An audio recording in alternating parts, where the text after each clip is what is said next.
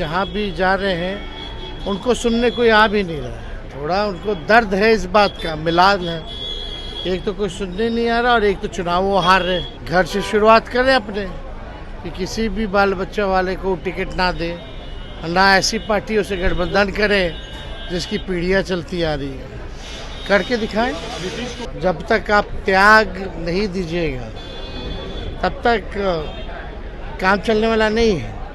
सब लोगों की इच्छा होती है चुनाव लड़ना, लेकिन टिकट तो एक ही है। या तो हम गठबंधन निभाएं या एक व्यक्ति को देखें। पार्टी जो निर्णय ले उसको लोगों को मानना चाहिए। नमस्कार, आप लाइव बिहार देख रहे हैं। मैं हूं राजमोहन तिवारी। देखिए, प्रथम चरण के 4 सीटों पर वोटिंग 19 अप्रैल को होनी है और आज प्रचार प्रसार का आखिरी दिन था।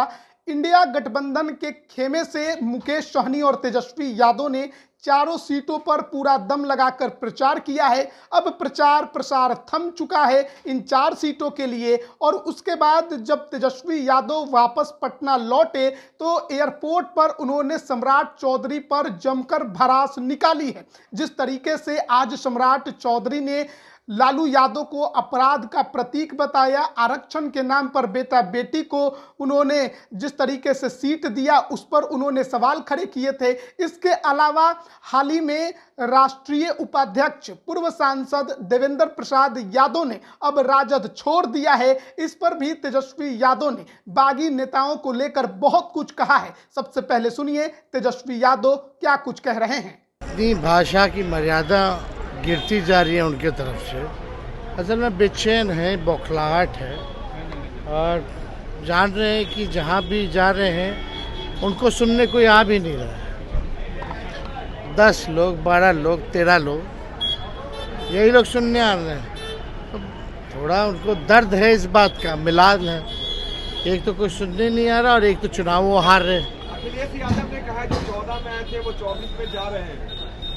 जो 14 में आए थे वो 24 में जा रहे हैं और बीजेपी संकल्प लेगी परिवार वाले को टिकट नहीं देंगे। परिवारवाद पे तो आप तो ये बोले ही हैं कि एफिडेविट पे लिख के दे दें मोदी जी। घर से शुरुआत करें अपने कि किसी भी बाल बच्चा वाले को टिकट ना दे, ना ऐसी पार्टियों से गठबंधन करें जिसकी पीढ़ियाँ चलती आ रही है। करके दिखाएं। नीतीश कुमार चुनाव प्रचार के लिए भी निकल रहे हैं, लेकिन आज 2 दिन से नीतीश कुमार निकल नहीं रहे। हमने तो अपने इतिहास में पहली बार ऐसा देखा कि मुख्यमंत्री जो है वह चुनाव के वक्त जो है घर में कैद हो। अब है या कर दिया गया है, ये सवाल उठता तो है, लेकिन अब आप देखिए क्या हो रहा है। ऐसा तो कभी हुआ नहीं पहले। ईवीएम को लेकर देवेंद्र यादव ने कहा कि बीजेपी से इस्तीफा दे दिया।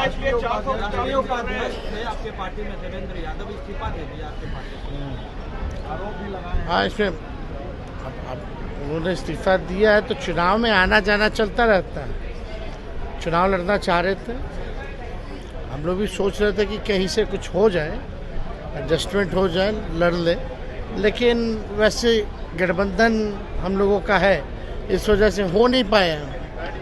क्योंकि गठबंधन भी ज़रूरी है ना। ये चुनाव जब तक आप त्याग नहीं दीजिएगा तब तक काम चलने वाला नहीं है।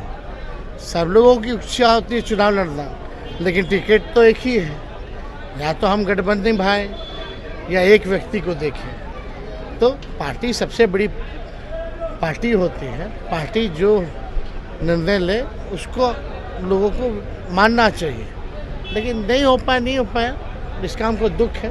19 को खड़गे और 20 को राहुल गांधी बिहार आ रहे हैं। 19 को खड़गे जी और 20 को राहुल गांधी जी आ रहे हैं। आएंगे, अच्छी बात। तो अभी आपने सुना नेता प्रतिपक्ष तेजस्वी यादव को, जो कि आज 4 सीटों पर जनसभाओं को संबोधित करके पटना लौटे और आखिरी दिन प्रचार प्रसार का था और जिस तरीके का अभी माहौल है उस पर उन्होंने क्या कुछ कहा, कैसे उन्होंने एनडीए को लेकर जवाब दिया कि बौखलाहट में जो मन में आ रहा है ये लोग बक रहे हैं क्योंकि जनता इनके साथ नहीं है। वहीं जिस तरीके से आरजेडी के कई नेता बागी हो गए, कई नेताओं ने पार्टी छोड़ दिया, उस पर भी तेजस्वी यादव ने साफ तौर पर कह दिया कि देखिए चुनावी माहौल में आना जाना लगा रहता है। बात जहां देवेंद्र प्रसाद यादव की है तो वो चुनाव लड़ना चाहते थे, हम लोग भी लड़ाना चाहते थे, लेकिन गठबंधन होने के वजह से सीटों पर बात नहीं बन पाई, लेकिन अब छोड़ कर गए हैं तो उसमें वो ज़्यादा कुछ नहीं कहेंगे। आपको मालूम होगा देवेंद्र प्रसाद यादव